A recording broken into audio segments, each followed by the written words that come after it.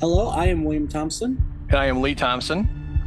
and we hold the Guinness Book of World Record for the largest Doctor Who collection. And you're listening to the Doctor Who Collectors Podcast. Keep collecting. Larry, it's Fraser. And you use, they all say, who is Doctor Who? Where is he from? What does he do? They wonder who is Doctor Who? So I ask you, who's Doctor Who? Welcome back to the Doctor Who Collectors Podcast, the podcast that explores the record-breaking world of Doctor Who collecting, all kinds of Doctor Who merchandise, and sometimes just about the show. Brought to you in part by Forbidden Planet and Bags Unlimited Incorporated. I am Larry Van Mersbergen, your host, and I've been a Doctor Who collector now for 43 years, since 1981. Welcome to our 82nd episode, celebrating Doctor Who collecting and much more. A little bit about me, if you're joining me for the first time. I did open one of the first Doctor Who stores in Chicago that exclusively served the Doctor Who fans, called Bundles from Britain. That was back in 1984. It will be celebrating its 40th anniversary this month in November. We were hoping to have a little celebration on it at Chicago TARDIS. I don't know if that's going to happen or not, but of course myself and Gene Smith are both there, so maybe something will happen. We are mentioned in a great book called Red, White, and Who, the story of Doctor Who in America. Bundles from Britain lives on 384, and we've got a lot of information in there. You can find a link to buy this book at the front of our website at drwhocollectors.com. I just want everybody to have a copy. We are part of the Direction Point Doctor Who Podcast Network. You can find some great podcasts at directionpoint.org. And if you happen to have a Doctor Who podcast, join us today. There's no cost. And you can join the ranks of great shows like Time Streams, Nathan and Juliet, amazing. Police Box in a Junkyard, that's Eric Assad and Matthew Kressel. The Doctor Who Target Book Club podcast, Tony Witt, and usually Allison Fitch-Seyfried and Dalton Hughes, and a whole slew of other guests that are on from time to time, including myself. Don't forget Traveling the Vortex. Of course, Glenn and the gang are wonderful. So for more information on that, go to directionpoint.org. And, of course, on every episode, I want to include the toolboxes for the collector. These two links here you must have at the front of your browser. Timelash.com, and from there, go to the TARDIS library. And you can sign up for a free account and keep track of all your books, your vinyl, your Betamax tapes, mostly your media and print books. No magazines or figurines or that kind of thing. Thanks to Dan O'Malley for keeping that site free. And if you need to find something that's maybe not in that category, or you need to do a deep dive, you need Howe's Transcendental Toy Box. And you can find that at drwhotoybox.co.uk. And of course, we're talking about David J. Howe, one of my dear friends and a collector of serious stature. So great resources there. And of course, if you're looking for Doctor Who items at great prices, look no further than DoctorWhoStore.com. That's Alien Entertainment. They have what you need. And if you happen to live in Chicago or the west suburbs, you can select free pickup from the store. Save on that shipping cost. I love that. And while you're there, browse their great selection of Doctor Who and other science fiction and media items. They've got a great selection there. They have their store at Lombard and in Logan Square. So go to alienentertainment.com for locations and store hours. Keep in mind that in November, in a few weeks here, they're going to be closing those stores, and they will be at Chicago TARDIS. So if you can't make them at the store, get yourself a pass for Chicago TARDIS and see most of the store in half the dealer's room. You can also find some things at Forbidden Planet, but you don't need to go anywhere. You can stay right here at my website, drwhocollectors.com, and select merchandise links, and you can buy anything on my site through Forbidden Planet. We just get a little bit of the cut there helps pay for the cost of the podcast. And we are probably going to be moving our eBay store to a Square store. I'm really disappointed in the fact that eBay charges such high shipping prices, especially to the UK and Australia. It's just not fair to my friends out there, and I know I can offer a better rate. So watch this space, and as we try to figure out how to do that migration. I might still list auctions on my site, but I will be closing down the store probably in a month. Of course, all proceeds on our items go to the podcast. And of course, we've got Who North America. We love those guys at Who North America, Keith and Jenny. You can find them at whona.com. Don't forget, of course, our friends at the Who Shop in London. That's thewhoshop.com. In addition, of course, to all of our podcasts posted on our website, that's every last one from episode 1 to this one, all 82. We also have the complete guide to Doctor Who classic hardcover books. I get into a lot of back and forths with people who show me a picture of a hardcover, and I'll say, I'm sorry, that's not a legitimate release. And they'll argue with me, and I'll finally have to bring in, David J. Howe and say, he worked at Virgin. There were no Virgin hardcovers, and it was a fan copy. And he basically gets him kind of, not really upset, but it does bother us that people are doing that and then selling it as a legitimate item. That's just terrible. So check us out. We have all the legitimate releases listed. So what's going on? Well, if you're listening to us now, what's going on now is Chicago TARDIS 2024, set for November 29th to December 1st, Thanksgiving weekend. And join us for our own celebration of Doctor Who with the best convention in the Midwest. Many guests have been announced, and the final guest was announced just recently. So here we go. We've got 3 doctors, Paul McGann, Sylvester McCoy, and Joe Martin. This is Joe Martin's first Chicago TARDIS.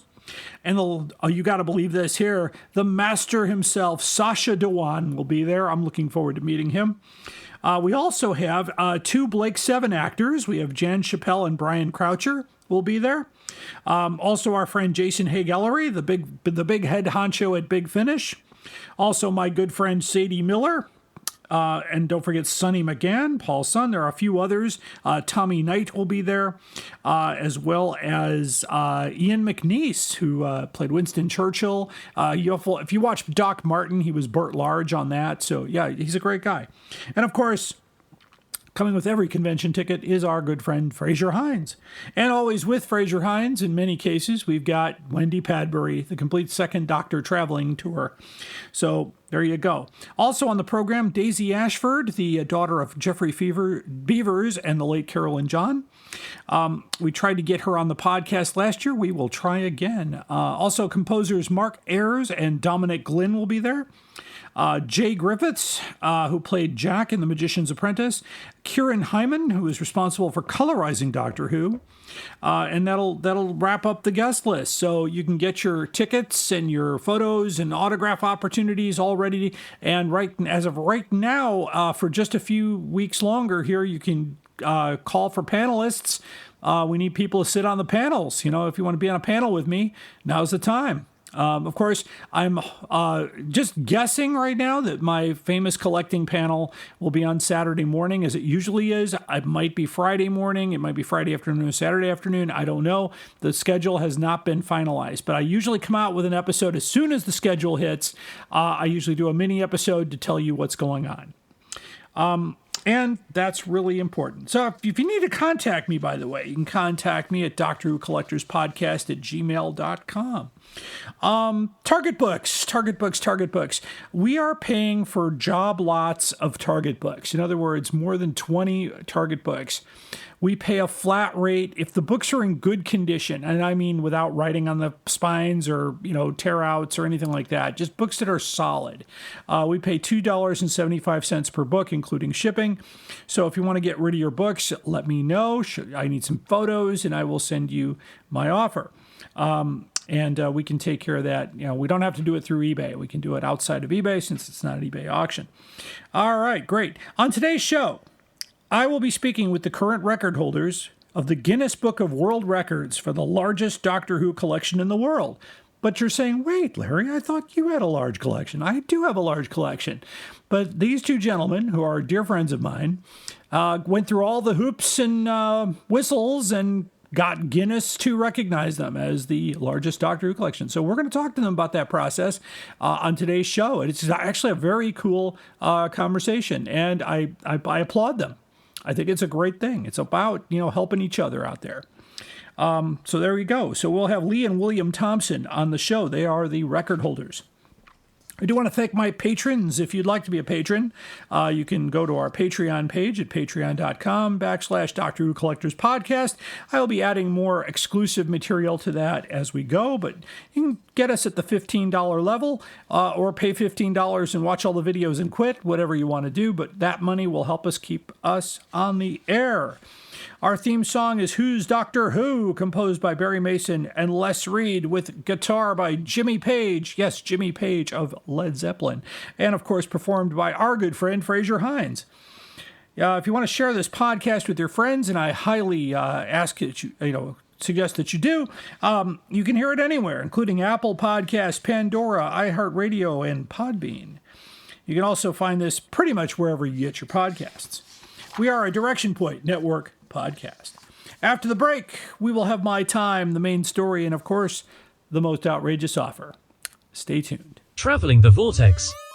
Are you ready to embark on an epic journey through time and space? Join the thousands of Whovians around the world who've discovered Traveling the Vortex, the ultimate Doctor Who podcast for die-hard fans and curious newcomers alike. Every week, we dive deep into the Whoniverse, discussing the episodes, theories, and hidden gems. We dissect the Doctor's adventures, share behind-the-scenes stories, and explore the legacy of this iconic show. Traveling the Vortex brings fans together, fostering a global community of Whovians.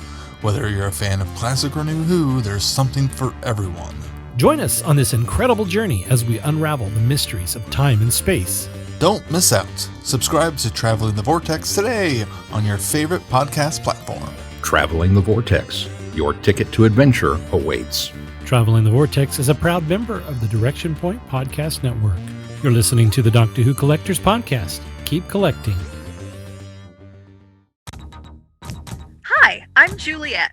And I'm Nathan. Experience Doctor Who from the very beginning through a classic fan's eyes.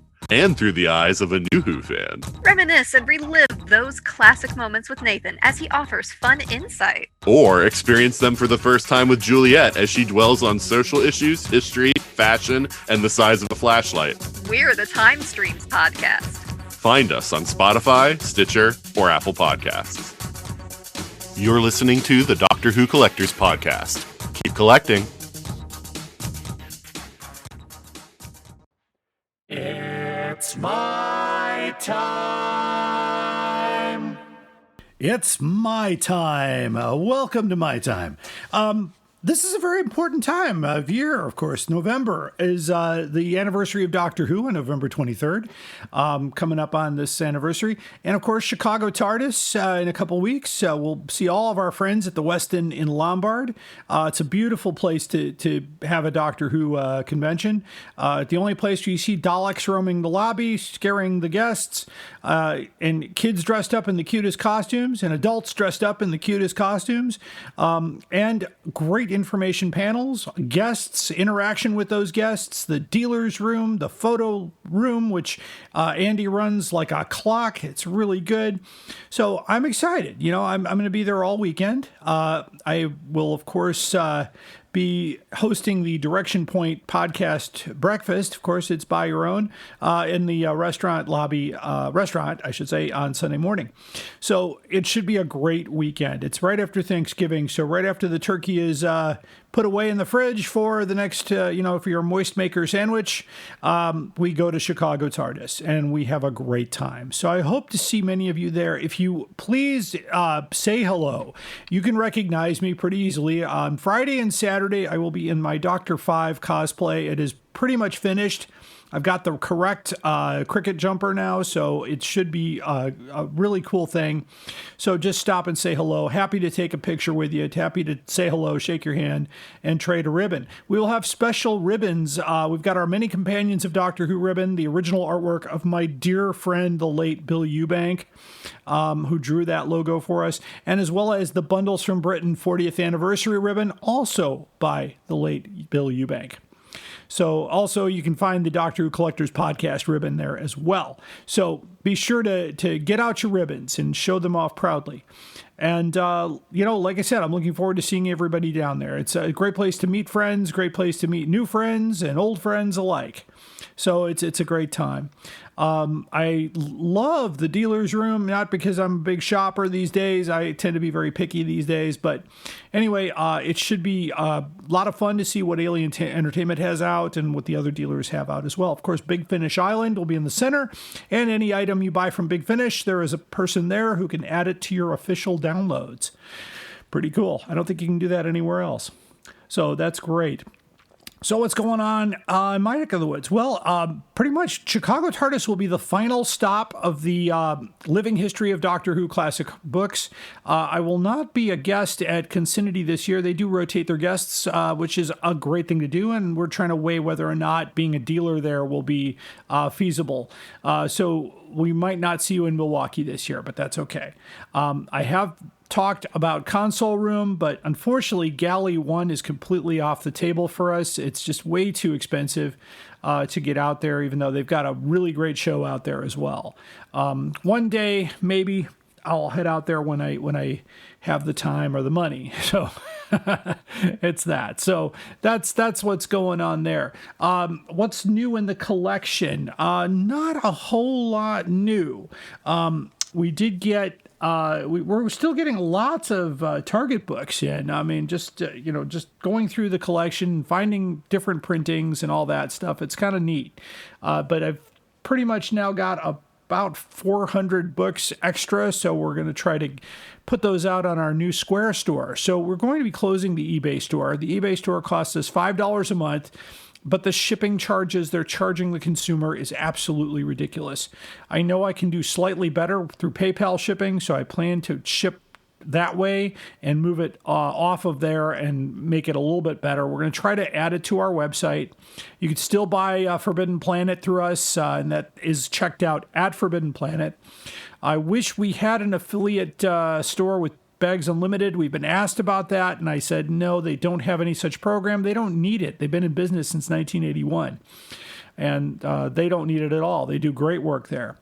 That's, the thing that's going on with Doctor Who and Doctor Who Collectors and myself. So I'm really looking forward to seeing all my friends at Chicago TARDIS. It's just a great weekend to do that, and something I'm truly thankful for.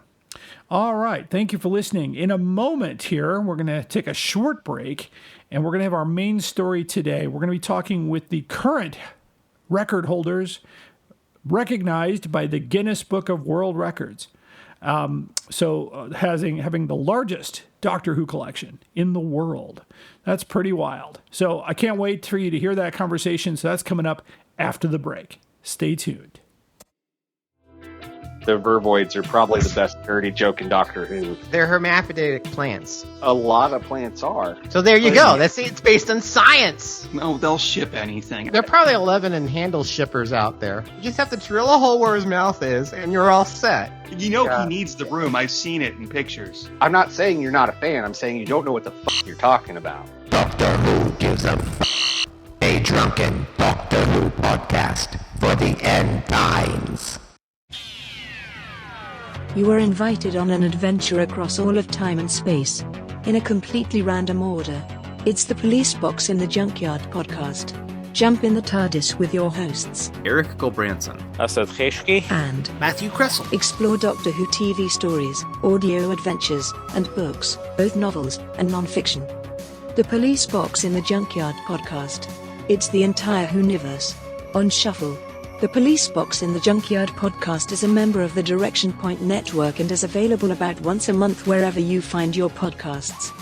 You are listening to the Doctor Who Collectors podcast. Keep collecting. Up there is the scanner, those are the doors, that is a chair with a panda on it. Sheer poetry, dear boy. And now it's time for the main story on the Doctor Who Collectors podcast. Thinking back to my childhood, my trips to the school library were always exciting because my first stop was the Guinness Book of World Records. You know, it was always interesting to see the world's tallest man, who I think is still Robert Wadlow, or the person who was buried in a piano case, or that Paul McCartney single-handedly beat Bing Crosby for the greatest song ever sold.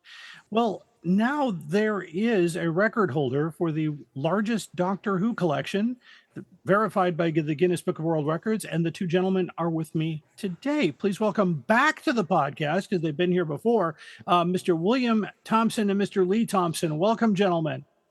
Thank you. Hello, Thank you Larry. for having us. Oh, you're welcome. This is exciting. I mean, I read your press release, and I've gotten messages from other renowned collectors across the world, including David J. Howe, Colin Young, and folks like that, just saying, "Wow, what an achievement!" So, I mean, I'm gonna just dive in here. So, what inspired you to pursue this challenge to aim for this world record? Well, it's actually twofold. One of the things that I was looking at originally, because I was the one who kind of spearheaded this and brought my dad kicking and screaming along with me. Screaming a lot. Yes. When I was looking, Guinness at the time was trying to update records that hadn't been broken for a while.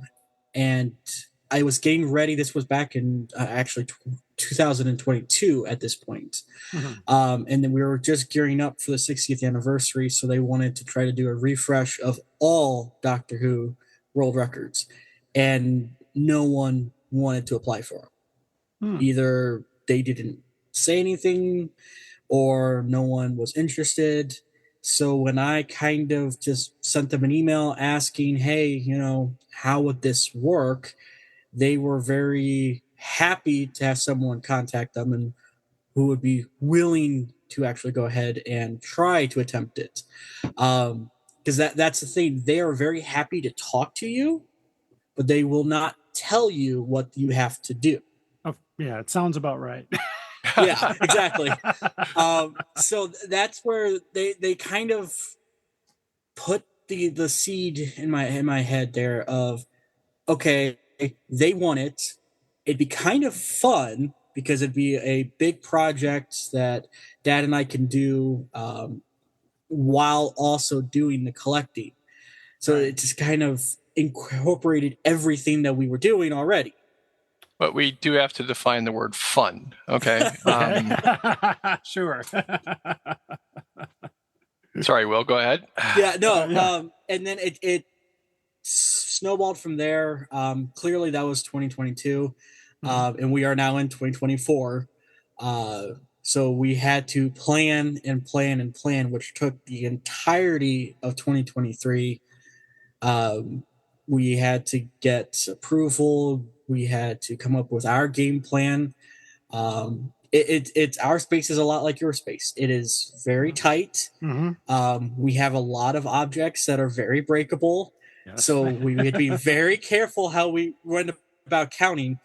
So we didn't break anything or damage anything of our objects. So that was the hardest part. Was I was literally spending every day after work and pretty much every night on the weekends trying to come up with this master plan of, okay, these are the objects that we can use. This is how we should go about doing it.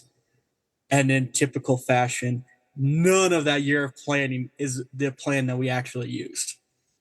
That sounds about right. Yep. I'm just my own curiosity, and if you can answer this, it'd be great. So, what were the things that were not allowed? Yeah, it's a very good question because it is not. They don't specify exactly. Mm-hmm. Some of the items that aren't allowed are non-BBC related items. Oh, that's a lot of things. Yes. So fanzines couldn't be counted. Okay. Unauthorized. Unofficial. Yeah, unofficial, unauthorized. I love that. It's what do you mean unofficial, unauthorized? It's a Doctor Who book but we can't do it because it's not authorized by BBC. It's like, okay. See, that's where my head goes spinning, because when I started collecting back in the 80s, the stuff that would probably not count, I'm guessing, is anything that was licensed by the Barbara Elder Corporation, because those were licensed, but they did not require the BBC logo to be on the items because of the licensing agreement at the time, or Spirit of Light items, which were the same thing. They all were authorized and fully, I've seen the documentation because I knew the CEO, and that would probably, I can honestly say this is very similar to the experience I had talking to the Collector's Call TV program. They were like, who are you? What is this? And I've never heard of it. And why would we be interested in this during the 60th anniversary special? I'm like, you guys really need to get out more. That's really something. I can see fanzines, even though now fanzines have a book about fanzines that just came exactly. And collecting fanzines has become a huge thing for collectors. Oh yes. So having only BBC items, that limits to, I'd say, a very small amount of material. I mean, it's still a large amount of material, but as far as the grand scheme of Doctor Who collecting, wow, that's of course, I'm not surprised. Yeah, exactly. They've got to have their criteria. So let me just ask the follow-up here. So when after you did all this, when did you think you had the potential to actually hold the record? We did a soft inventory check April of this year. Okay. And we found that we had just over 8,000 items that could be counted of the 21,000 at the time. Okay. Which is a huge difference in the number. Easily counted too. I mean, that was the other criteria that we were using. It had to be something that we could get in with that time frame. Okay. And that's a little bit more difficult because can we talk about that time frame, Will? We can talk a portion of it. We can't talk how many days we were allowed to do it. Okay. But due to certain laws, we had to do 4 hours on, 4 hours off. Okay. We couldn't do any counting, any work, anything in that 4 hour time period. Okay.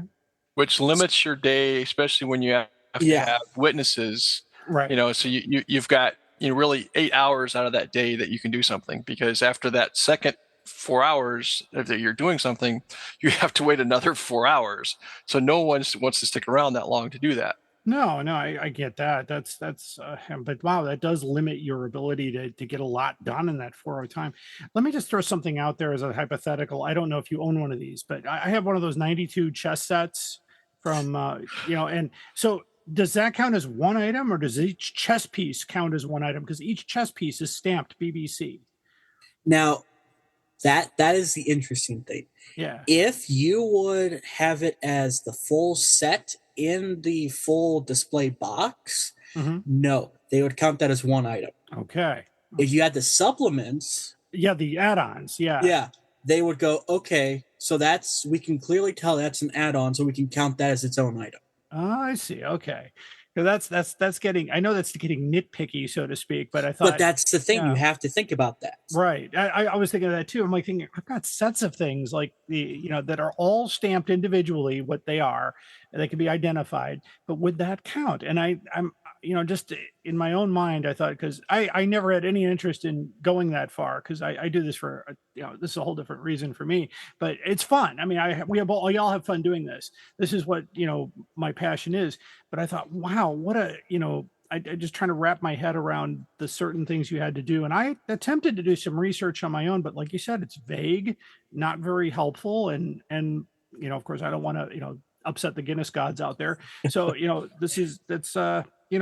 me see, let me go over here. So, some of these questions don't really fit, but how did you, as far as this whole thing, mentally and physically prepare yourself to reach this finish line?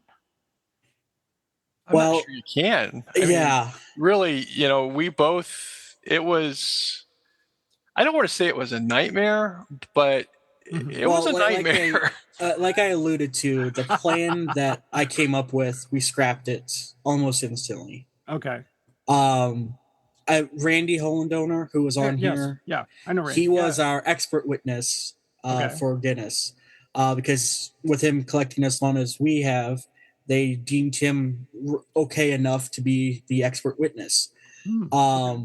So having him there was pretty much the only way we were able to get through it, because he brought both Dad and I back down and went, okay, hey, look, I get it. This is big. This is a lot. But how about we do it this way and look at it from this point of view? And then we were able to kind of go, oh, yeah, okay, and keep moving on that way. Because we were just we got to get this done. We only have so much time. We got to get through all these items. It's like, no, just get to the 6,000 something that we needed to get. Anything after that's gravy. Just take your time, be careful, and go on through. Okay. Because there was a lot of the books and stuff that we could have done, that and you know what, like the Target books, Yes. some of them are very easy to look at the backs and stuff and say, yep, that's a different revision. And then there's some that you have to really dig into it. And Copyright page. we originally had counted on doing that. And then we thought, oh no, we're never going to make this because, of course, we didn't take everything out of the wrapper. So we had to take it out of the wrapper while we were doing it. That is the criteria. We are collectors first, curators almost at the same level that we hope. So nothing was going to be endangered. Nothing was going to be put in any type of harm's way. So everything needed to stay as protected as it would be in our normal day-to-day operation. And this is where I insert the ad for Bags Unlimited. But no. Exactly. No, I get it. Just joking. But anyway, no, I guess the white gloves come out at that point when you're trying to be. I have the same issue because I was thinking just in my head, okay, what about Target books? Because I've got I have 5 copies of the Cave Monsters. They're all different. They're all different printings, different cover is at some point. And I thought, is that 5 items or is that 1 item?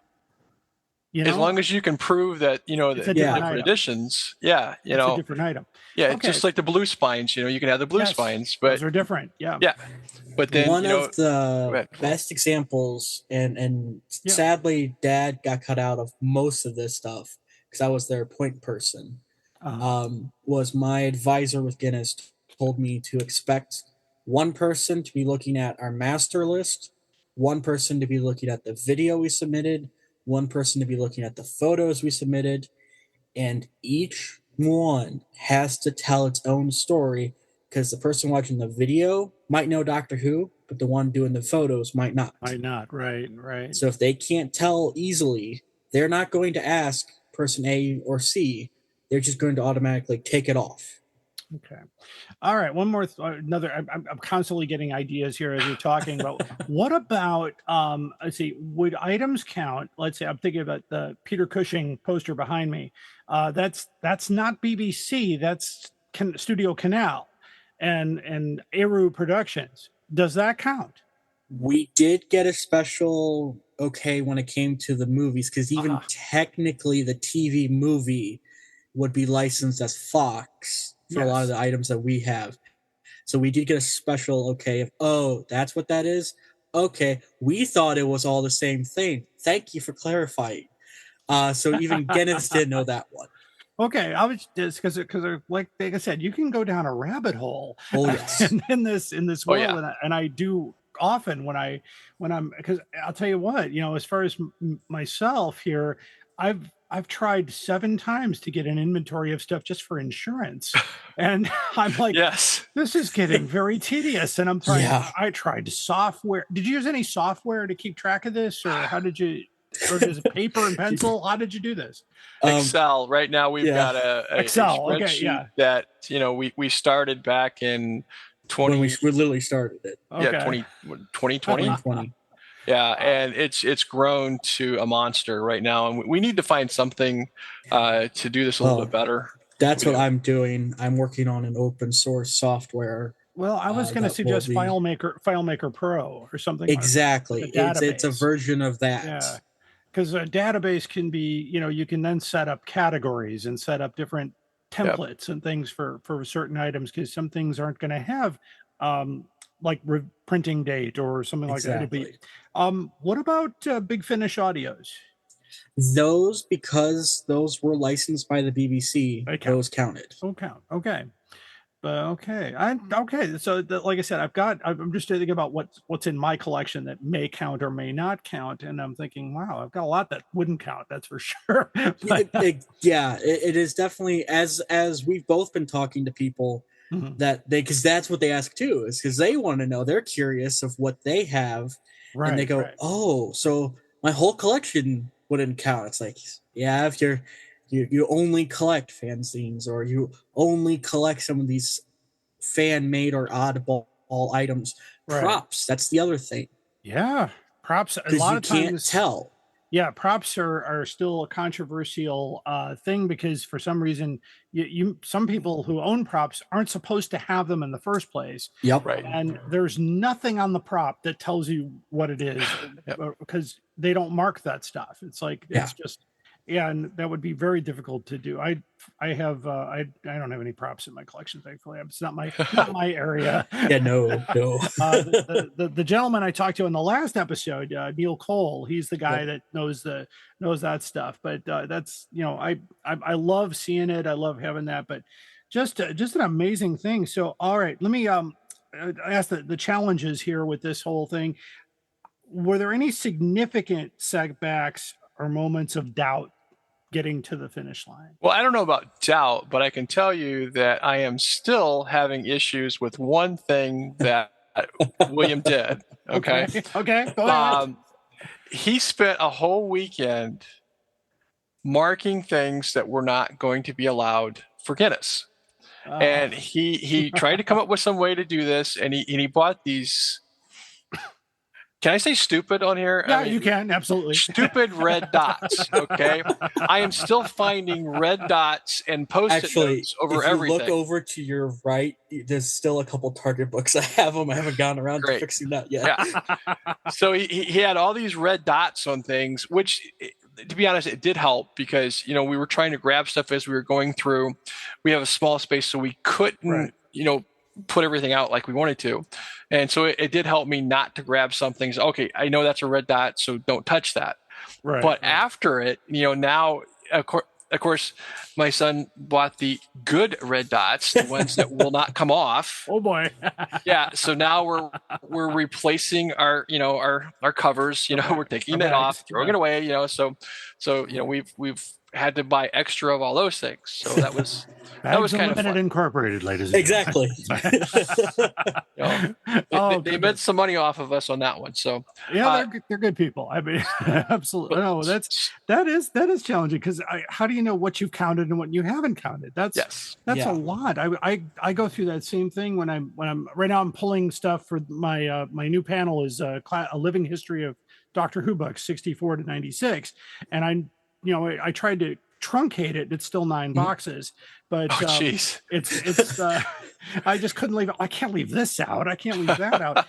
But that leads me to another question, though, because some of the books I'm include the are you aware of the Canine children's books? Yes. Do those count? No, they're not BBC. That's O'Rourke Publishing. That's a whole different as far as I was made aware, the only way Canine counted would have been on anything with the Sarah Jane Adventures. Okay. All right. Because those often collectors often miss those. That's a good, and the ones that, so I've got that, and I thought those, you got to include those. Oh yeah. The annuals, of course, are all BBC. That's, that was their publishing house. So that's really something, but wow. That's, let's see. Of course, that also would not include original artwork. Correct. So, like my Bellamy over here would not work. Yeah. Yeah. The only one we were allowed to do was I have a piece that Andrew Skilleter did. Yeah. For a project that I'm still working on. Okay. That I sadly cannot disclose. And that, because it is working on part of the BBC, and it would be used for a project that is part of the BBC, they gave me special permission to do that. But I had to prove that, and that was 3 weeks of back and forth emails explaining and showing and providing all this documentation just for 2 items. So so that really racked up the hours for just proving a single item. Wow. And of course the people at Guinness may not even know anything about the show or necessarily, because that was my problem with Collector's Call. They were like, wow, we've never heard of it. So but then they showed a person who collected, I think, bobbleheads for a living and stuff like that. It's like, okay, well, we've heard of that, but like, we know what that is, or Funko Pops or whatever. Well, do Funko Pops count? Larry, I will be honest. We don't own any. You don't own any. I have a disdain for Funko Pops, so they are not in the collection. Yeah, they're Right. we said no for those. No problem. No, but actually, Funko Pop ended its license with Doctor Who, so the ones that are out there are now in the secondary market anyway. But okay, that's great. So was there any moment? Did you have any thoughts about giving up? Yes. Okay. I can't go too much into detail on it. No problem. But the hardest thing and the point where we both sat and talked about giving up was actually when everything was done. The count was done, everything was set up. We needed to upload everything to Guinness's servers for them to 7,000 plus pictures. Just the pictures we had to upload. That must have taken a long time. 3 weeks. 3 weeks to upload 7,000 pictures. Wow. 7,000 photos, 76 video parts, because they had to be broken down into 1 gig files. Yes. Any media documents, any photos pertaining to press or anything like that. And plus our matrix that we had to put together too. Oh yeah, that's the other thing. The matrix, you had to go through that, and you had to have a file name, you had to have where it was found in the video, and then a picture of that item. Okay. And so that was hours of work of going through the video and saying, okay, yep, here this one is, pop that in there. But that picture had to be in there too. So now that matrix became a file that was just huge. I have never seen a 7 gigabyte Word document ever in my life. And I've worked with some crazy documents, but that was just insane. That's larger than most PhD dissertations. Yes. Yeah, it was a mess. So, oh my goodness. Yeah, I ended up going out and buying another computer just to deal with that type of stuff. Makes sense. More memory, more, it's you do run into limitations when you have those things. I've never had to do that. So that's crazy. But wow, what a way to go. So so after all that work, describe the moment when you realized you had broken the record. Well, it was awesome. I was having a very bad day that day. And I had gotten a text from a friend, and I was upset reading it. And as I'm reading it, I get a notification on my phone that I've been added to the Guinness World Records store. They made me an account. And I'm like, why would they make me an account? So I pull up my email, and then the first email before that was, congratulations, you're a world record holder. And it was like, what? Okay. I guess I'm interrupting Dad's meeting. I'm calling him up, and because I'm in the middle of a production meeting, and I get a phone call, and I can see it's Will. I'm like, oh, this can't be good, So I step out, and Will's like, we did it, and I'm like, what are you talking about? And he said, I just got the notice that we are the Guinness World Record holders of the largest Doctor Who memorabilia collection in the world. It's like, this is fantastic. So of course, I work for a company that's we are a production company. So I'm the quality manager for there. So I step back into it, and everybody's going to look at me and they're like, well, okay, this has nothing to do with production, but by the way, have any of you ever met a Guinness World Record holder? Like, no. And I said, well, you have now, and then I explained all that, and I just had to just tell everybody about it. So it was pretty He cool. did not work the rest of that day. He and I were both talking on and off. Just going, this is so cool.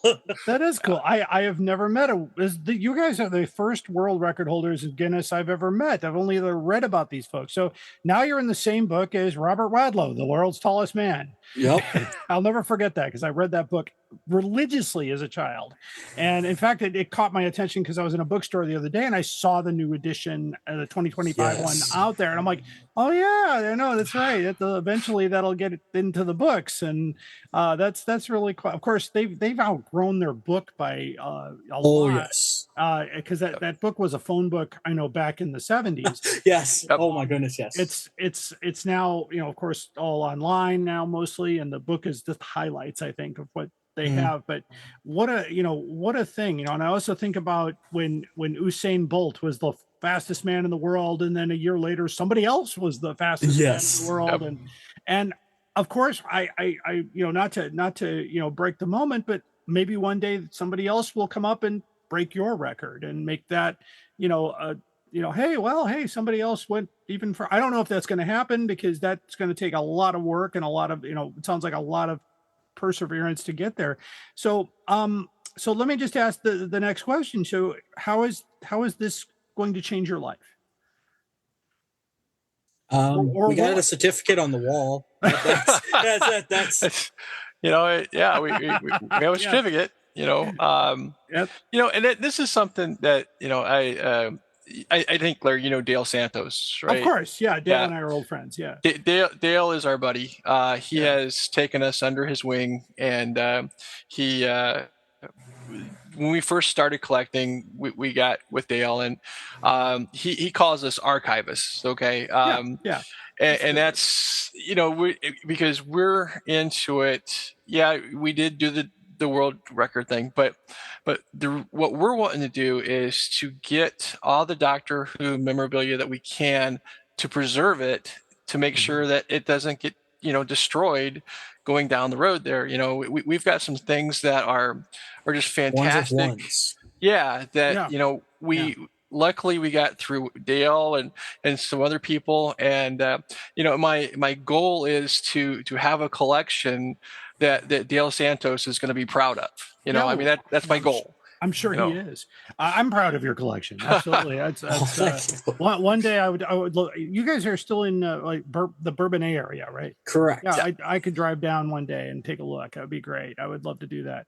We would love to have you. Oh, thank you so much. It's just it's a really cool thing. Dale, I always think of when I was starting to collect in 1981, there was really nobody else.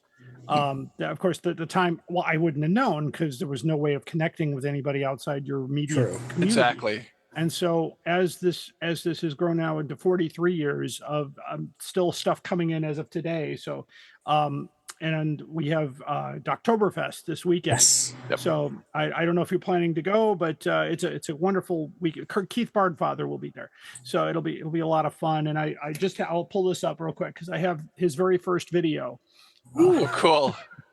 So the John Levine, Michael Wisher production. It was he was like, oh my gosh, this was distributed out of Michigan. Oh wow! I bought it back when it came out in 1988. So it's just a wonderful. Wonderful. It's one of those things where I'm like, oh yeah, wait, I think I got one of those somewhere. And I got a call, or I got an email from David J. Howe. Of course, he's proud of you guys too, by the way. So nice. And he has probably, he said if he had time to count stuff, which he doesn't. So he's like, nope, it's fine. Don't worry about it. But he contacted me and said, hey, you've got all that Spirit of Light stuff, right? I said, yeah. I said, well, we need photos of that stuff for a Blu-ray release. So my stuff's going to be in a Blu-ray release. Oh, wow. Nice. So I'm happy about that. That's something I can count. And I've been in a couple documentaries and all that. But, this is really cool. The world's record holder for the largest Doctor Who collection. I think that's something to really be proud of. Absolutely. And I'm hoping you guys planning to be at Chicago TARDIS this year? We're not sure. We're thinking about it. Will has had some medical issues and stuff, and so gotcha. We're trying to work that out and see if it'll work or not. Because that would be a panel. That would be a panel I would attend. I know Steve would approve that in a heartbeat, because that would be super cool. But just of course, if you, I understand perfectly well, and I do wish healing on you, Will, whenever Appreciate that. So let's see. Okay, so in this here, what's the biggest thing you've learned in this process? From maybe a little bit more specific question. I mean, what did you learn as a result of going through this whole process, the ups, the downs, the ins and outs, getting to the finish line, putting the certificate on your wall, and you look back on the process? What's a takeaway from that? Will? Well, we we didn't kill each other, so that was good. Good. That was the biggest thing. I just keep thinking how many times Mom was disappointed, and that our dynamic went from father and son to more buddies and co-owners for a majority of that time. And the line went, "You saying that to your father? You said that to your son?" It's like, yeah, we're literally working for like 24 hours at a time in this tiny little room.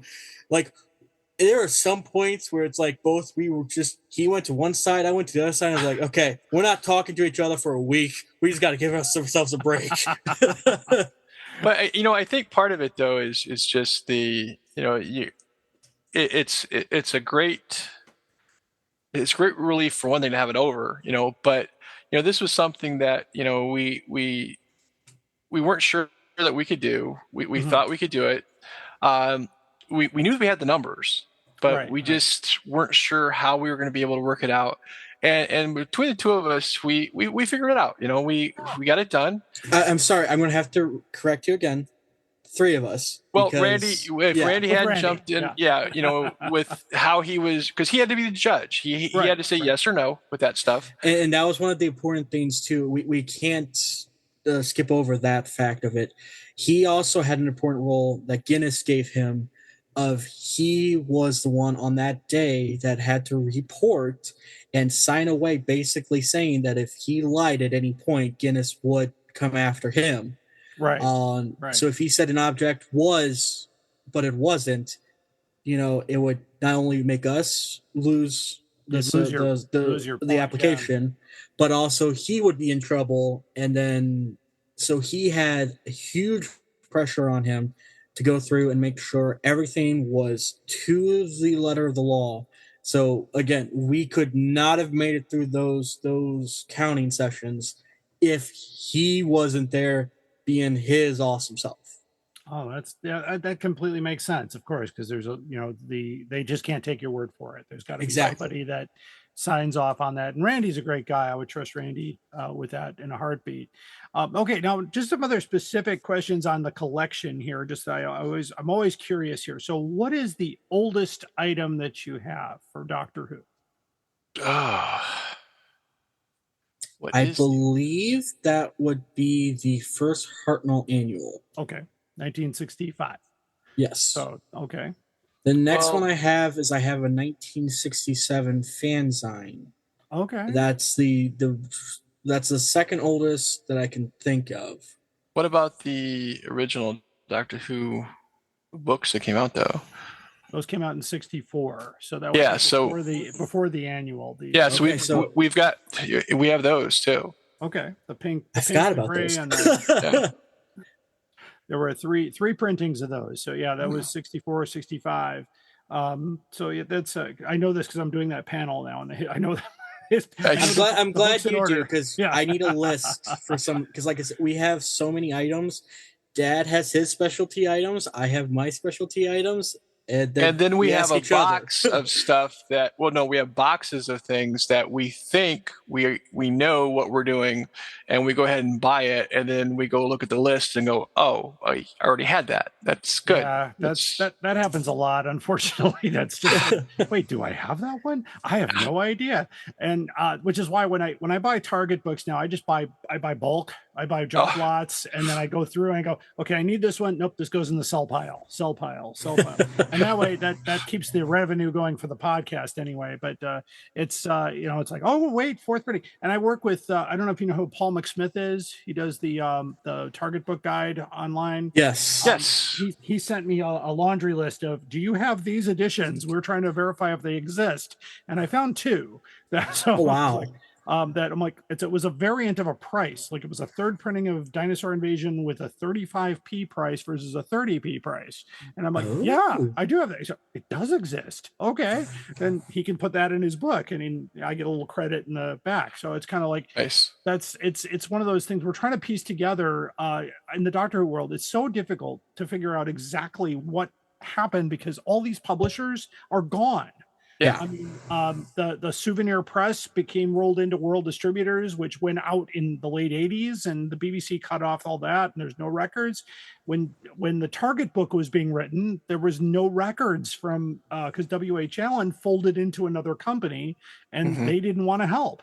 We kind of start with Virgin, where David Howe worked there, and he got all this stuff from the authors there and was able to put together a wonderful book for that. But we still are guessing as far as, because the hardcover people come at me with a vengeance. It's like, I know there's a third printing of this out there. I'm like, show me the proof. I've never seen one. And I check with Dale Sandos, Colin Young, David out in Scotland. He's like, he's got them all. And I'm like, nope. Or Jonathan Ruffle down under, he's like, nope, sorry, that one is not on my shelf. So I don't think it's out there. So it's a matter of, or something will come into my collection and I go, wait a minute, this is fake. I have a copy. Oh, yes. I have a hardcover of the Loch Ness Monster. I'm like, this is not real. This can't be real.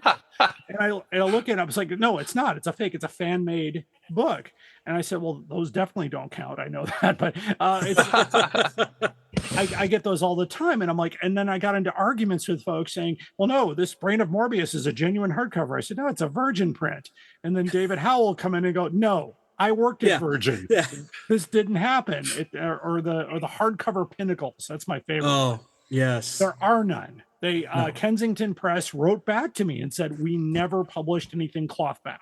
So period. So there you go. And sometimes the people are like, nope, sorry, I've got one. I'm like, well, if you've got one, you're either imagining it or it was created. Yes. That's how that goes. But wow, what a journey, guys. And a heartfelt congratulations from myself and all the listeners out there who are going to take this in and go, wow, world record holders. Didn't know that was a category. Didn't know that was a thing. But that's exciting. That is truly exciting. So how about any words of wisdom for collectors out there? Because this is the platform for it. Oh, yeah. Well, part of it is Larry, you've got to get involved in like Facebook groups and start, talking to different people. I mean, we've got, friends around the world now, part of it due to Facebook, part of it, due to eBay in cases, without those contacts, my big thing right now is doing foreign targets, yes. foreign, not really targets, but foreign book editions. Yeah. Yes. Yeah. And it's not something you can run down to Barnes and Noble and pick it up. Yeah, exactly. And so you have to know those people, and and I had one that I was missing for the Netherlands collection. And I'm talking to Dale, and he's like, well, haven't you talked to Eddie? And I'm like, I didn't even think about Eddie. Eddie's my man. Yeah. He's my connection out there. I contact him and he's like, yeah, I'll get you one. And he got me 3 books, It's like, but you have to be open to being able to talk to different people and to just reach out, and because everybody in our group is wanting to help. I mean, yes, absolutely. We are all out here to help. That's why, I never turn down somebody that emails and says, hey, can you help me find this? I said, I'll do my best. I will send the feelers out there. I'll ask all those people that I've met over the years and just said, wow, we found one. I was just saying, do you guys have the Finnish hardbacks in your collection? Yes. Yes. And I got those because I'm half Finnish. I've got cousins who live in Helsinki, and Okay. they went to the bookstore and found a couple of copies of this, so they sent them over. So I've got two very nice copies of the Finnish hardbacks. The Turkish, all the Turkish books I was able to get with the help of Natasha Achilleos. Oh, very nice. Oh, wow. Because I knew Chris back for all those years. And then, of course, I'm becoming very close friends with Tasha. And she was, in fact, she gave me his very first Target, the Doctor and the Daleks Target book that was given to him by the publisher in '73. Oh, wow. That is awesome. It's in mint condition. It's got a note from Tasha saying what it is and where it came from. And it just blew me away because I actually got to attend his funeral via Zoom. I was invited, and it was just the most moving thing. And such a great man. But yeah, he drew all those covers and got royalties from all those different publishers that used his artwork. And then there was a Portuguese print that decided to try to copy his artwork. That was the day of the Daleks with the terrible with the backwards Dalek. And yes. I've got that. I'm sure you have that one. That's a favorite of mine too, as far as, oh wow, they tried. But it's and then I know, I don't know if you guys have, if I can reach it real quick. Yes, this one still scratches my head. It came to me via from Spain. No, I don't want to say I was jealous. Okay, I was jealous. I saw it online, and I'm like, where did you find that? So I'm trying to get that. That's the first time I'd ever seen it when you showed it. This one is just one. I got two more that came with it because the guy said you got to see this too. But this one has a draconian on it. Oh, jeez. and for fun, this one has the $6 Million Man. Sure. And I found out that this whole Glenn Parrish thing. Glenn Parrish doesn't exist, by the way. It's a pseudonym, pen name, I guess, for whoever these Spanish science fiction books. There's a whole series of these, and I showed this to David J. Howe, and he's like, "Wow, the Terry Nation estate would be all over that." But this came out in like 1977 or something like that. So it's just something, of course, not official. Collectible, right. But I thought, well, I gotta have one of those. That is just so cool that somebody else decided to draw a Dalek on there, and they call it I guess it translates to the Impossible Machine. And of course, I don't read Spanish, and it's Spanish, European Spanish. So the folks I show it to go, I don't understand half this. Yeah, no. So, but wow, what a great thing, guys, and that's a wonderful thing. So I want to thank you both for being on the program. William, it was great to have you back. Lee, of course, both you guys are wonderful parts of this institution, are esteemed collectors. We welcome you to the fold, and as always, now you're the people are going to be going to for help and advice. Well, thanks, Larry, and we're always open for questions. Always. Wonderful. Thank you so much. And my listeners, please stay tuned for the most outrageous offer. We are going on a journey, a very long journey, through the world of the Target novelizations and publication order. Every week, we are looking at a new book, talking about Terrence Dicks, Malcolm Hulke, and all our Doctor Who novelization friends. Whatever you do, keep turning the pages. This is Jason Miller of the Doctor Who Literature Podcast, a member of the Direction Point Podcast Network, and you are listening to the Doctor Who Collectors Podcast. Keep collecting. Hello, fellow time travelers, and welcome to the Doctor Who Target Book Club Podcast, the only podcast to discuss, in story order, all the Doctor Who novelizations. My name is Tony Whitt, and every 2 weeks or so, I'm joined by a 2 to 3 person discussion panel, including our so-called expert who's been a Who fan since 1979. That would be me. We also get the views of intermediate, casual, and novice fans who either have never seen the show or who have never read these books until these podcasts, including Dalton Hughes and Allison Fitz-Seyfried. You can find us on iTunes, Stitcher, or wherever you find good podcasts, or even ones like ours. You're listening to the Doctor Who Collectors Podcast on the Direction Point Podcast Network. Keep collecting.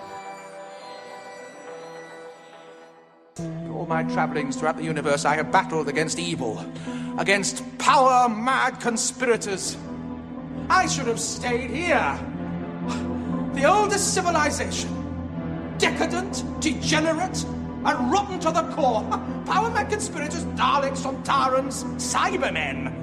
They're still in the nursery compared to us. 10 million years of absolute power. That's what it takes to be really corrupt. And now it's time for the most outrageous offer. The most outrageous offer, of course, is an item, a Doctor Who item, or a Doctor Who related item that is priced way beyond where it should be, or way beyond where it actually lives. So it's an interesting little find. Every once in a while, we run through a dry spell, but one came through for this one. But before I get into that, as I'm recording this, the Chicago TARDIS schedule is unfolding, and I can talk about a couple of exciting panels that are going to happen with me.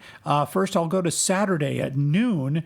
We will be celebrating the 40th anniversary of Bundles from Britain. I started that shop in 1984 in early November, and so here we go. I've extended an invitation to Gene Smith, my former partner, and to Bob Wettendorf, who was part of that, my first customer, as a matter of fact. So just somebody that something to keep a lookout for. And then on Sunday at I believe at 10 o'clock, 11 in the morning, is the Living History of Doctor Who books from 1964 to 1996. That's the official collecting panel. Moved to Sunday this year instead of Saturday, but that's okay. We're going to fill the room on Sunday. We are giving away a signed copy, hardcover, of The Evil of the Daleks, signed by Fraser Hines. So that will be exciting. Anyway, now back to the program here, the most outrageous offer. Today we get an offer on a book that is part of the New Adventures series, and it's by Virgin Publishing. It is called Christmas on a Rational Planet by Lawrence Miles, and it's I remember that book came out. I bought it new in 1996. And it's I don't think it's that difficult to find. It's a little more of the pricier books out there, but I've seen a few. But here's a seller that thinks they can really cash in. It says it's from this place called Books Unplugged in Amherst, New York, with a 5-star seller rating on the Abe Books platform since October of 2020. So we've got the book priced here at $1,159.36, which is a little strange. Now, the first thing I usually think about when I see that price is it a conversion from another currency? Well, no, I don't think so. This is a bookstore that's claiming to be in New York. So as far as looking at their other items, they do have quite a few, although none of them are priced anywhere near this one. So the books are priced fairly recently. I'm just going to take a quick gander at that inventory, and it looks like it looks like a handful of books are in that price range, but that just seems a bit crazy for that. I did look around. Now, I own this book. I've owned this book since 1996. I think I bought it at Barnes & Noble or something like that, so I know I still have this copy. And there are books out there. Now, I found them for a little bit less. This still isn't great, but I found a copy here for $260.69 from the United Kingdom, but that includes almost a $20 shipping charge. So that actually puts it higher than a book from Book Deals in Tucson, where it's listed for $279.64 with free shipping. So that would actually be less. And then there's another one here with $279.63, exactly 1 penny lower, out of a place called GF Books Inc. in Hawthorne, California. So all the books say they're in very good condition, or fair condition, or good condition, basically.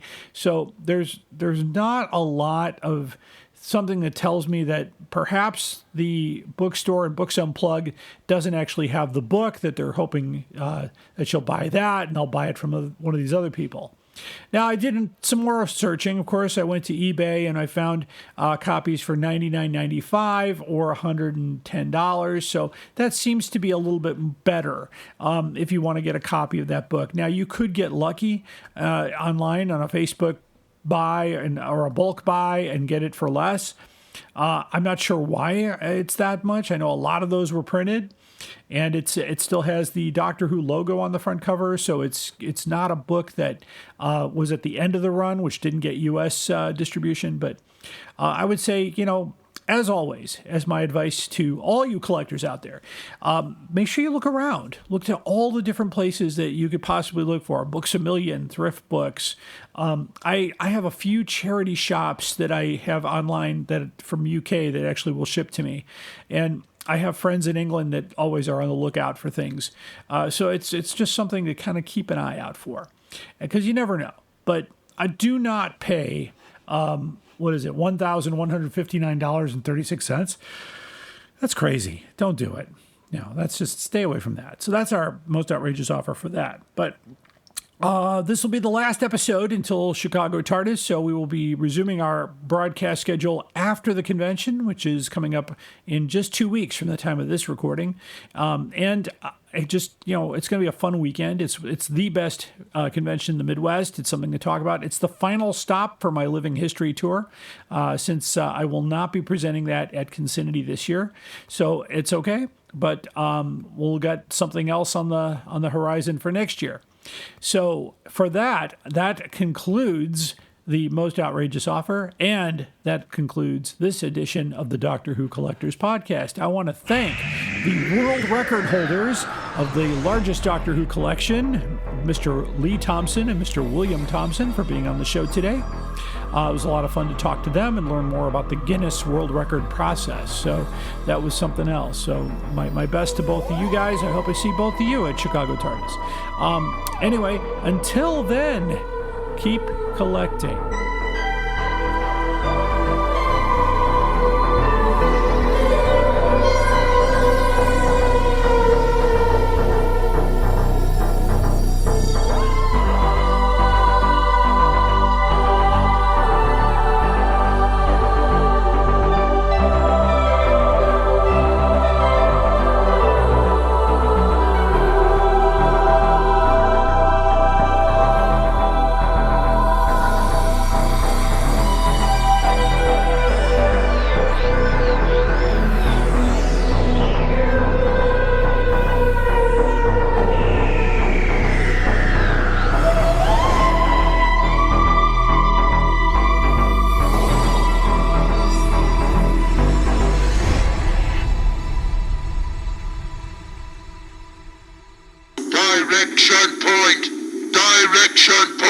A Doctor Who Podcast Network.